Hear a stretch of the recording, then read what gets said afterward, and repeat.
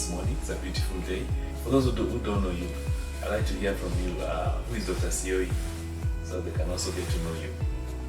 By name, I'm Fred Moin Siyoi.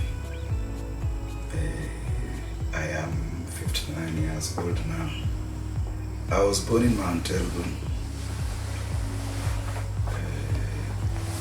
Those 59 years ago. And then I went to primary school there. I did what they call CPE in 1976. And then I went for my O-level. In 1980 I did what they call KCE. 1982 I did A-level. Joined the University of Nairobi. First we went to the national service. You had the privilege of serving. We were the first group. That's 1984. And then proceeded to the University of Nairobi at 84. And left in 88 and joined the public service. And PGH in Nakuru is where I did my internship. Yeah.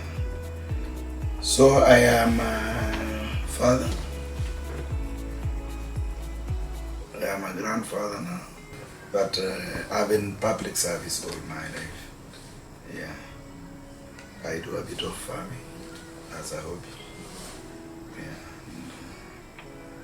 Basically, that's what I am. I'm a pharmacist, as you know. Yeah. And I think many of you know me in the profession. I've been here for long.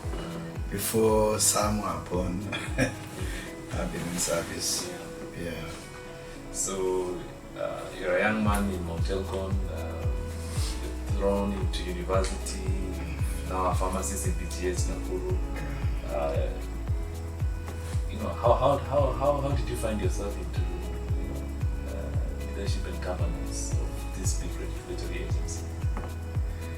Well, I don't know if it was by design or by default. I should say it is both. Because when I graduated in 88, I went for internship in Nakuru. And during my internship, I used to work closely with the pharmacists in charge of the hospital. I was like the PA of the pharmacists of the hospital. But then I didn't know that some people were saying that there were things I could do. And then after my internship, I was taken by the then provincial medical officer, the late Dr. I don't know how he had identified me that I was capable of doing some things. He took me to the province. And actually from there is when I gained a lot of experience. I started learning a program in Rift Valley called the Essential Drugs Program, sponsored by Danida. And that's the time I really learned how to do supervision, do budgets, do reports. Because I was covering the whole province, all the way from Loitoktok to Lokitang, supervising the health centers, dispensaries, and the district hospitals in terms of essential medicines. I did that for about 10 years. Yeah, and out of that, donors, development partners used to visit because I think it was a good model of a center in Nakuru. So most of the development partners, whenever they wanted to show, the government wanted to showcase, they used to be brought to Nakuru. I think out of that, again, I was identified and said, oh, you go to headquarters. So I was brought to the headquarters, the Pharmacy and Poison Board, in 1999. Basically to start the inspectorate, as a function of the regulatory authority. So from there I've grown all the way. Despite the challenges, there are challenges that you encounter. It's never smooth. Let me read something for you and summarize what you just said, and as a challenge then to the young listeners who are listening to us.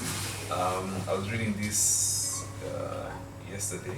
Yesterday was the 4th of July, Independence Day for the US. So they talk about service is equals to leadership, which is equals to significance. You cannot just appear from somewhere and say, now I'm the leader here, and the people don't accept you.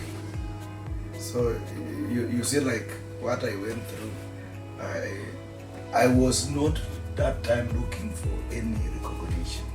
It was part of service. And in our family, we are Catholics. And my father and mother were strict Catholics. And we were brought up with that spirit of service. By the time you are 10, you should know how to iron your clothes, you should know how to cook, you should know how to be self-reliant. Yeah. And humility. They used to teach us how to be.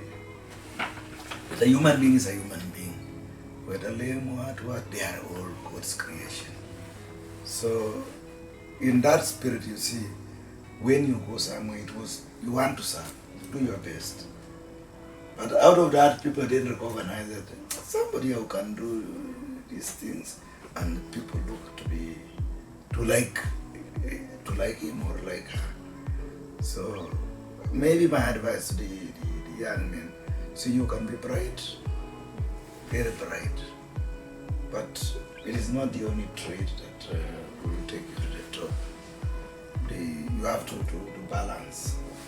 You know that you are dealing with other people, their egos, and they want to be appreciated and be recognized the way they were created. I remember meeting you once with my wife. She's a pharmacist as well. She does clinical trials. Just a new area. And we are meeting with you, and for some reason you were expecting to meet with you so that you're this big short head of pharmacy in the country. We're expecting you to tell us about technical things, but you're telling us about the Bible. I remember you told us about the 7 habits. At that time we had maybe been married for 5 years, so we have the 7 habit books in our, but we never read it. I remember after that meeting we went back and read just to see what is this old man telling us. But it's actually so what has been the role of spirituality and just this you're saying humbling yourself to learn from others. What has that role been?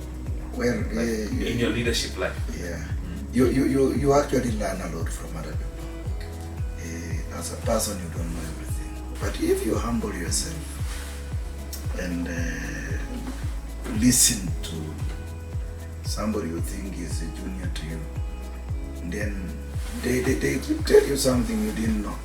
You learn from them without going to class.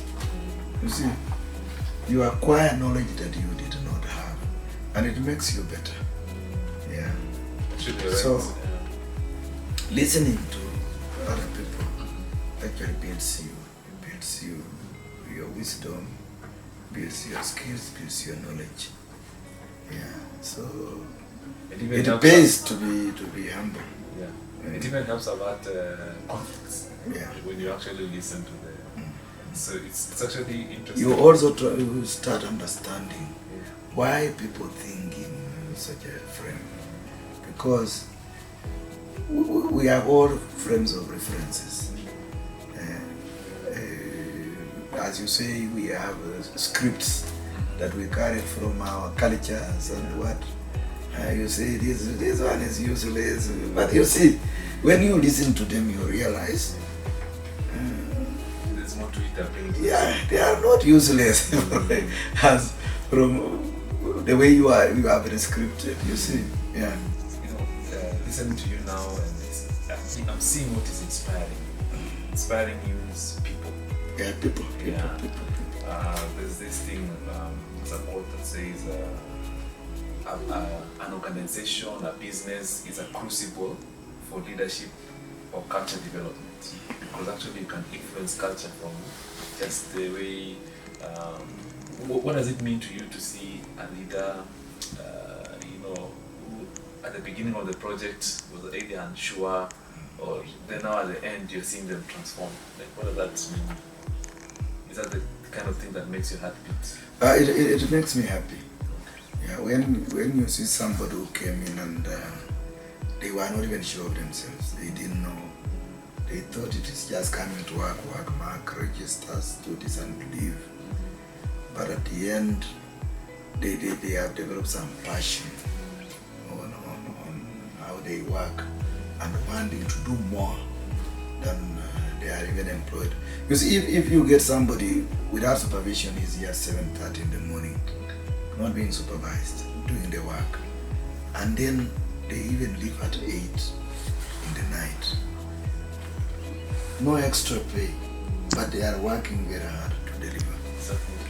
Yeah, initially it's like they were just coming, doing whatever they can do a bit, little, disappear. Yeah.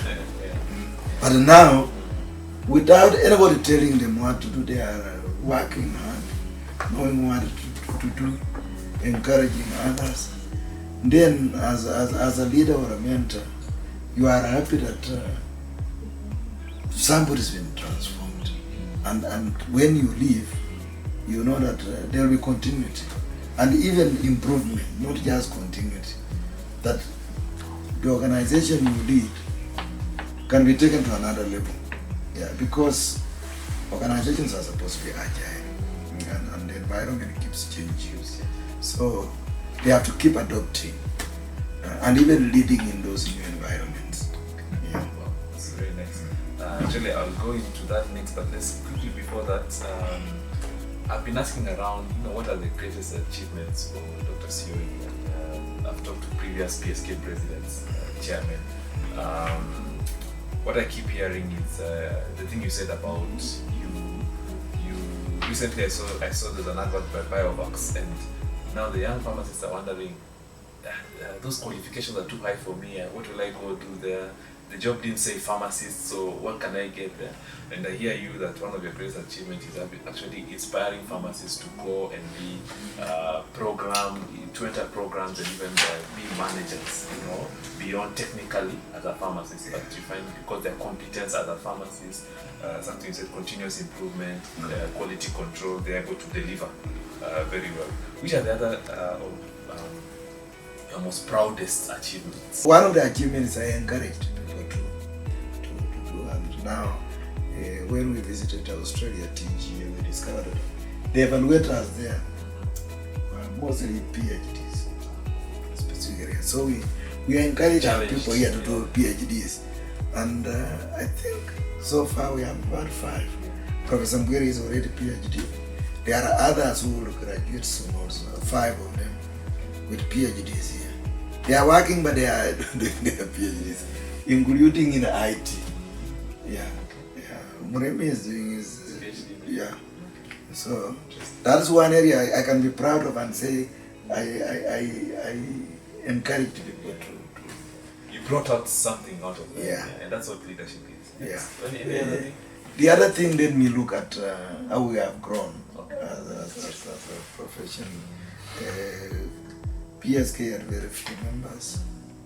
I also, with Professor Kibwagi, pushed people to be members. And you can see the numbers. Yeah. We are now clocking 4,000 something. Yeah. From hundreds to thousands.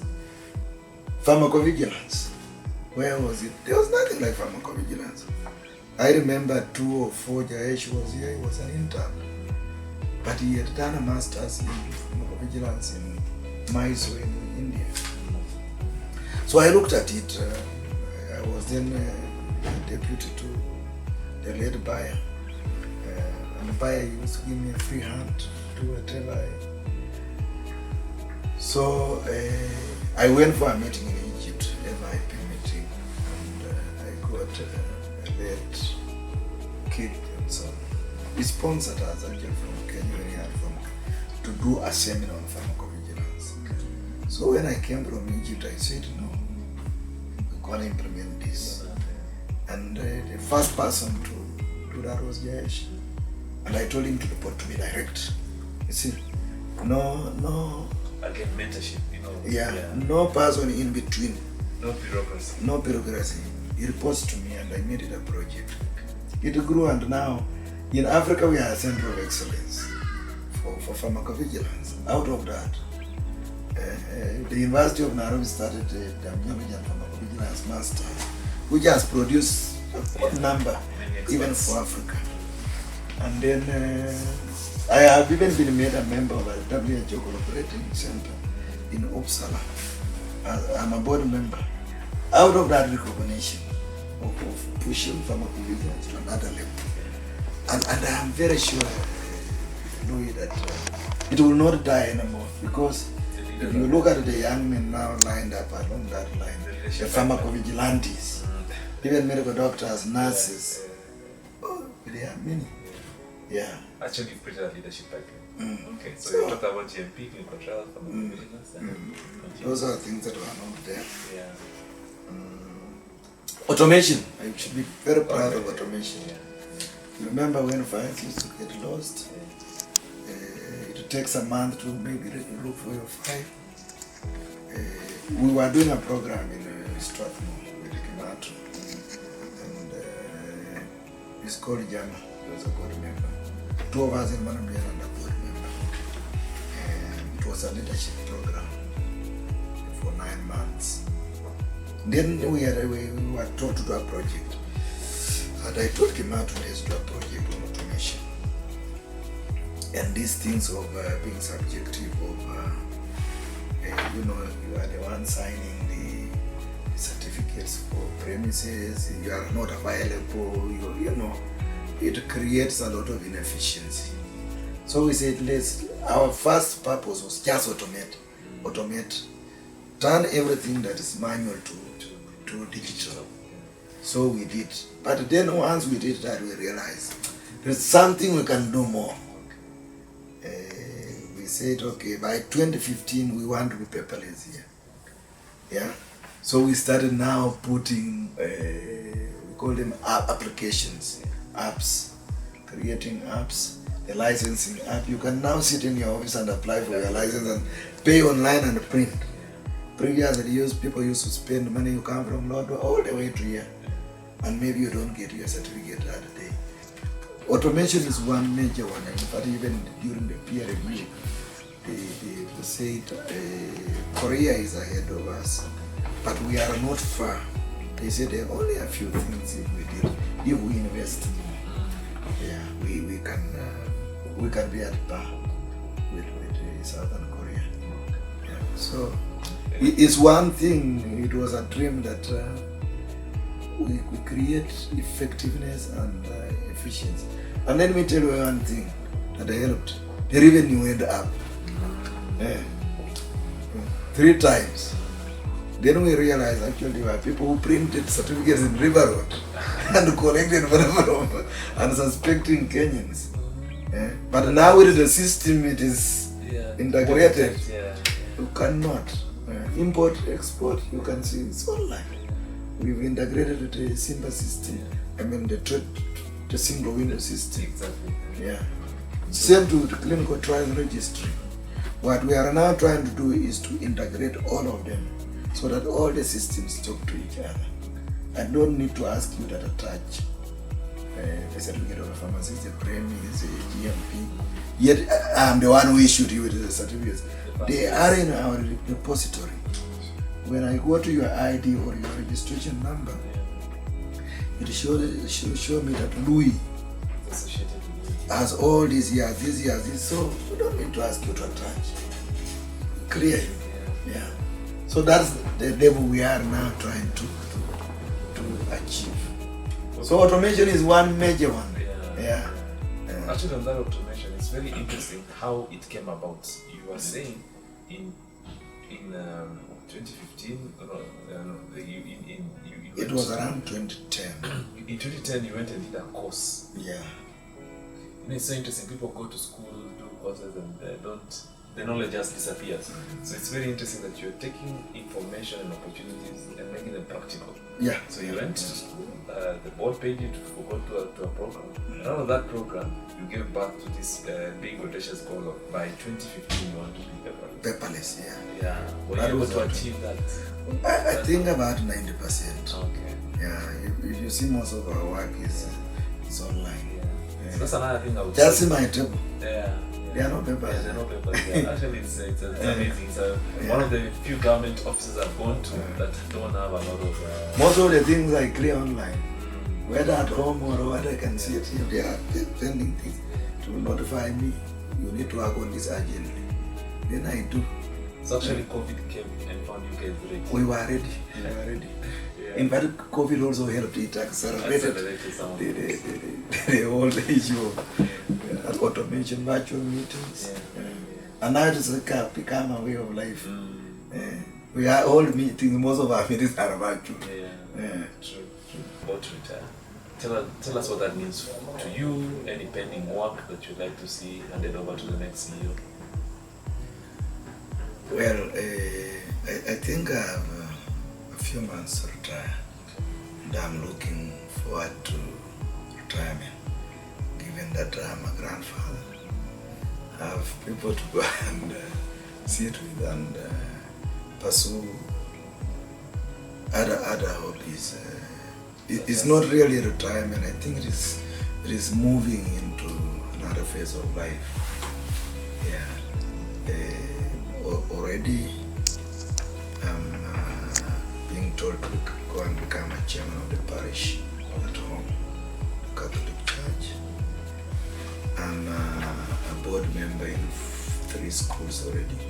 So you see, it is going to be something that keeps me going.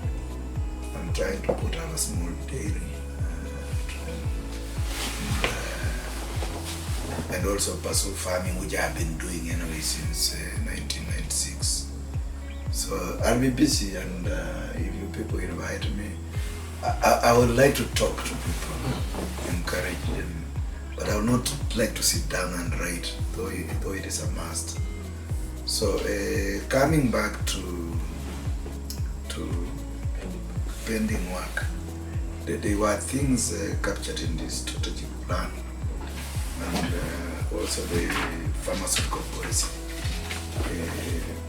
number 4, sessional paper number 4 of 2012, that we've not achieved. One of them, you remember, Louis, now is that the profession of pharmacy needs to be separate from the products, and there should be levels of practice. We have people at diploma, we have people at degree, basic, we have specialists.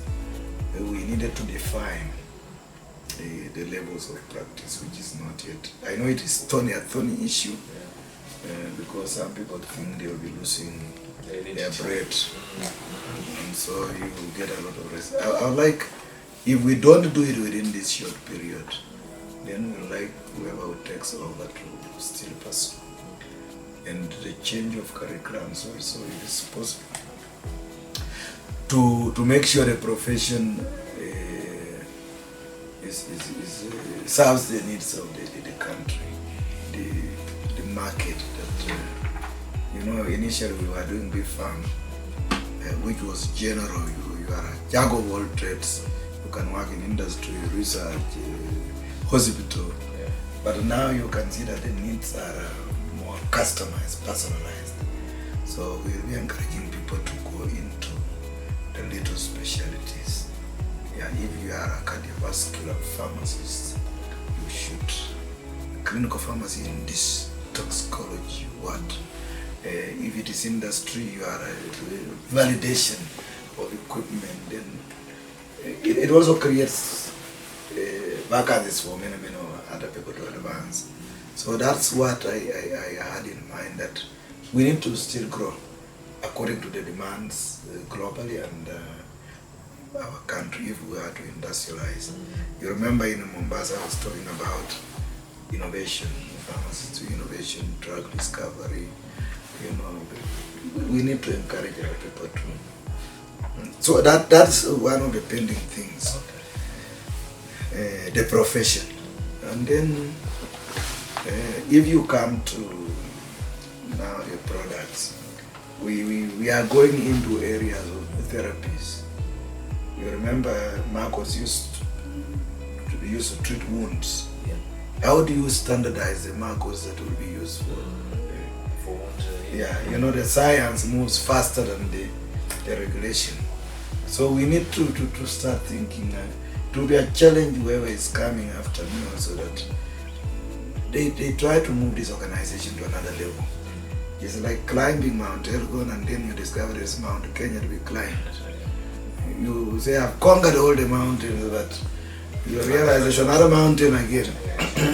You need to climb. After you climb Mount Kenya, you realize there's Mount Kilimanjaro.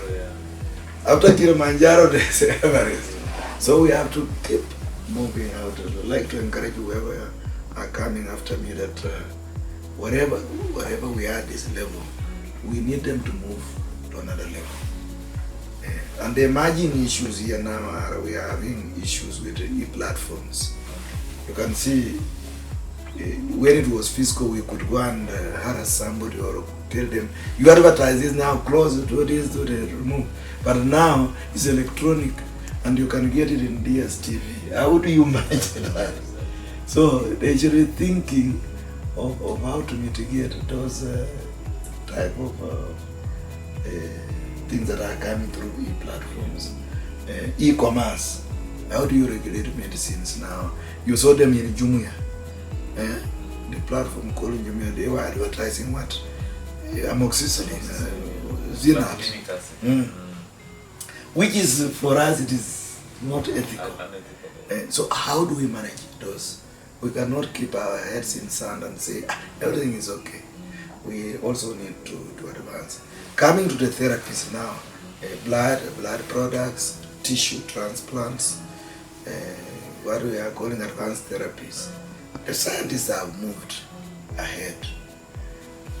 They are trying to solve problems, give solutions to diseases that are now emerging also. So they are giving a solution, intervention. But as a regulators, we are a bit left behind. Do we then, because we don't know, we say, no, they should not be used? I want to say, no, we should see how to also advance, see to the scientists, let them tell us and see if there is any harm. If there is no harm, or it may cause some harm, we find ways of mitigating the harm. But those who can benefit from the new technologies, let them benefit. Yeah, it's a solution. Somebody is bringing a solution that can benefit the population. As a father figure, you know, earlier you had said in 2005 you started posting pharmacists for masters and things like that. And I would say today, by the way, to those who are listening, that I'm actually looking forward to see how the outcome of some of these interviews being done currently for some high-level jobs at Biovacs and the Ministry of Health. Because I suspect it's the work you guys did 17 years ago that now we are seeing the fruits. That actually we are pharmacists. I'm sure you didn't know Biovacs was coming into the country 17 years ago. So now we are here in 2022. As you look ahead, you know, as you, with your wisdom and you're looking ahead, you're seeing the opportunities and the challenges. What are these things that you'd like to see us as a sector, maybe let me say one thing that you'd like, you know, your one thing 17 years ago was 10 people for masters. What one thing should we be doing now? Like if you just had one thing that we should be doing. Only one. Yeah. Well, give us three. Well, one that I would like you to continue doing is the growth. You should not rest on what we have achieved so far. As I was saying, we need to go to another level. Change with the changing world, because regulation and the whole pharma sector is dynamic. I'm looking at 50 years and wanting to see local production really advanced, state of the art. and the enablers of talk about the enablers of local manufacturing. getting us to local manufacturing in 50 years. You see, as pharmacists now, you need to start preparing what are the requirements of the HR requirements for those. And I was telling you, you need those who do R&D, drug discovery. We have a few. Professor Mbwiri is one of them. We had a PO also did drug discovery.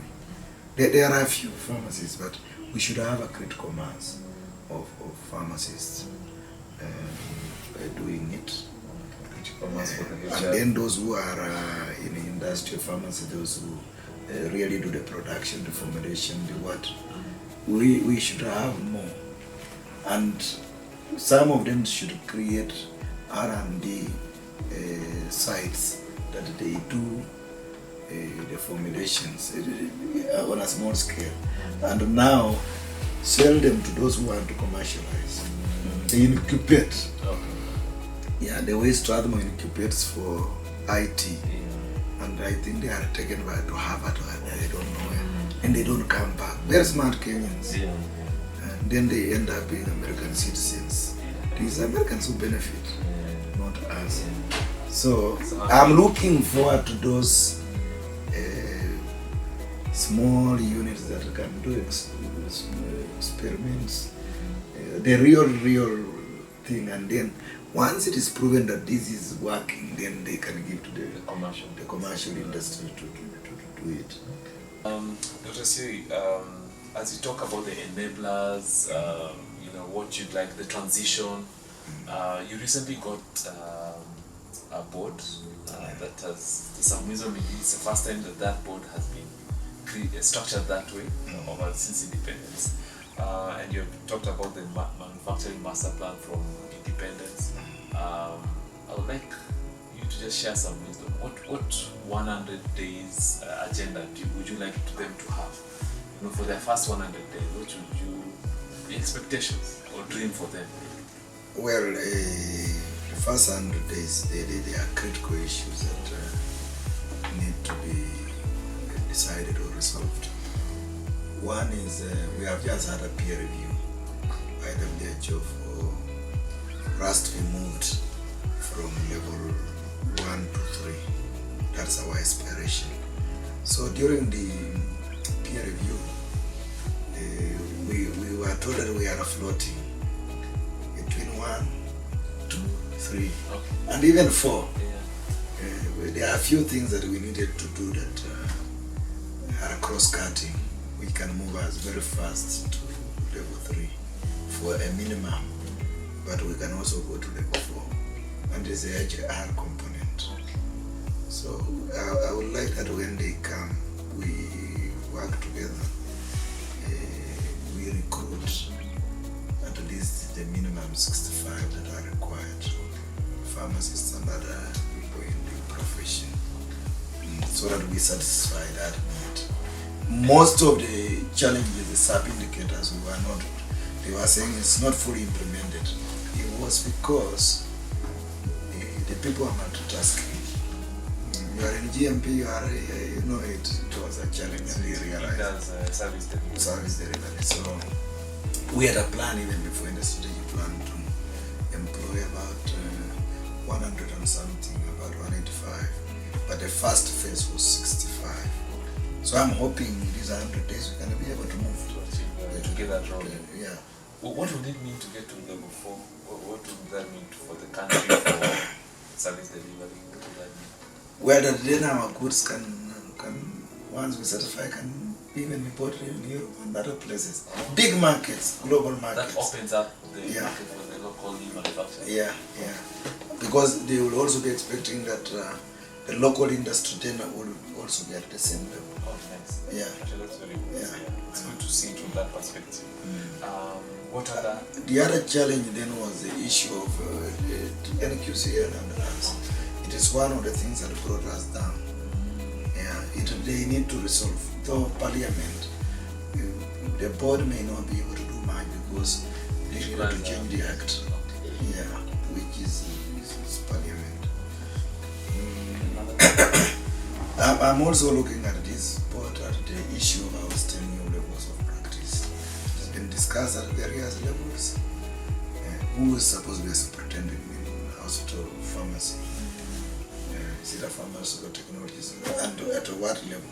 So we need to sort those things. The level of there are levels of hospitals, and how do you make Kenyans get the right fund?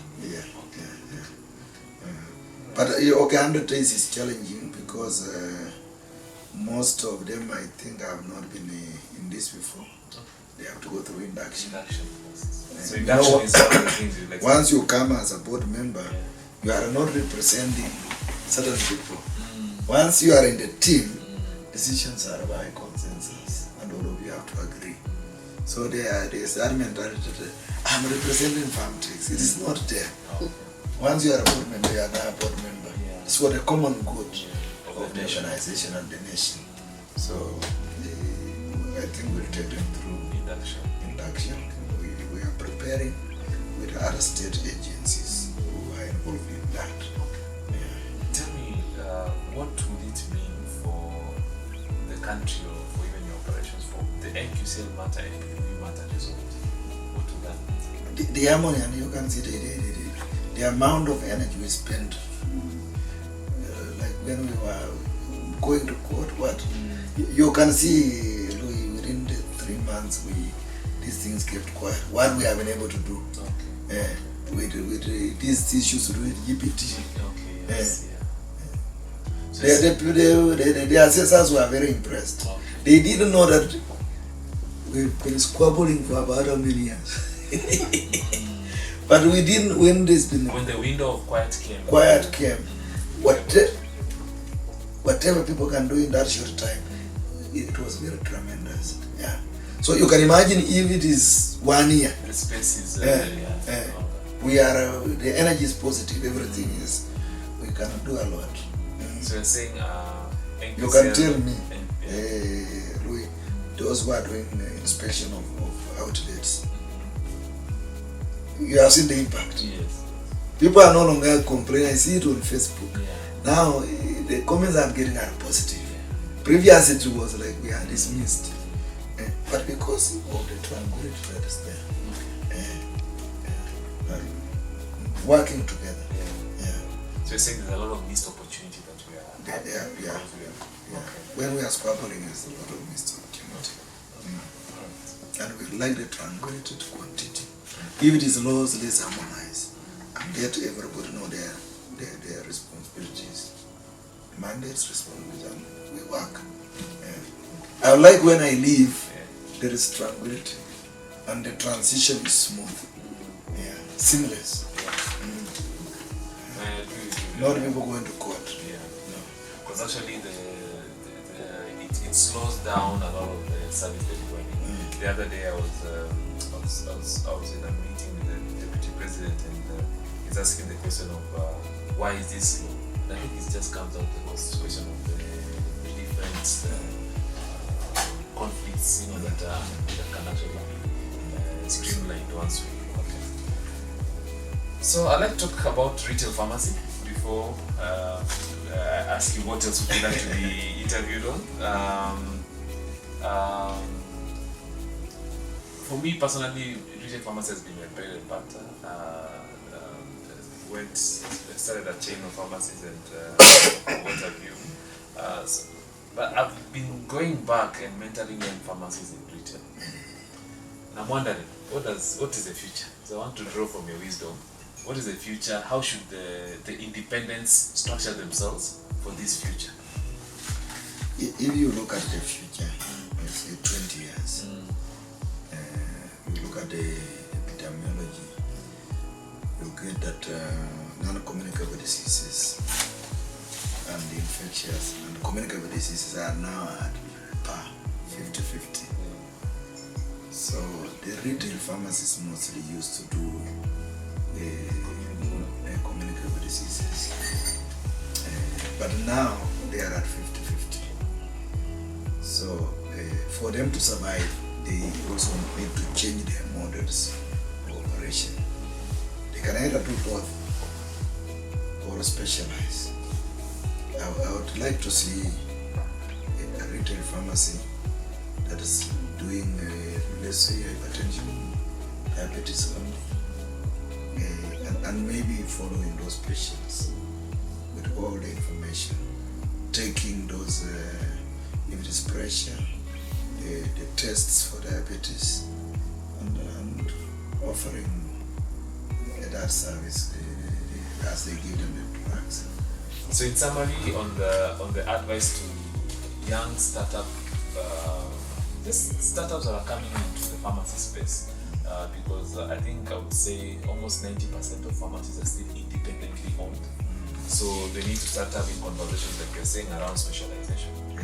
They need to have conversations around building, growing as a group, within a franchise. Whatever trust issues and system issues that are there, they need to be resolved so that you all move together. Because that's really the future, because then you are able to, as we close, as we come to a close, what advice forgotten to ask you that you'd like to talk about for the world to know? Well, I don't know how to say, but I think you've asked me many questions. But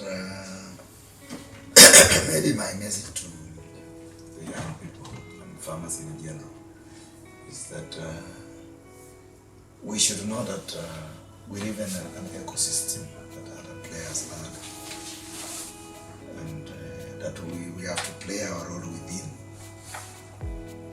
knowing that our services affect other people, and we need to see the best way to fit into the ecosystem, and humility plays a big role, and spirituality. Be humble and keep learning. Never dismiss anybody. Listen, do most of the listening, and speak less. Listen more. Listen more. And do more. And try to contribute whatever. Best try to contribute. And they should come together for them to grow. They should come together, like I was talking about chain pharmacists. They should be members. I think I challenged you in Mombasa. Members of the society. I think you will start giving them a variety of menus for them to see what benefits, so that when we tell them, I think as a member you need to pay 50,000 per year. Yeah. They will not think about it, they will pay. They will see the value of what they gain from the society. Thank you, Dr. Siyoi. If I were to summarize the interview, I would title it around leadership pipeline, sustainable leadership pipeline development, or something like that. That's really what I'm seeing your life message is about. That's what Dr. Siyoi is. And even in your closing message to the listeners, it's about listen more, speak less, do more, collaborate, self-discovery, and just use life situation as a platform for leadership development. So thank you so much. Yeah.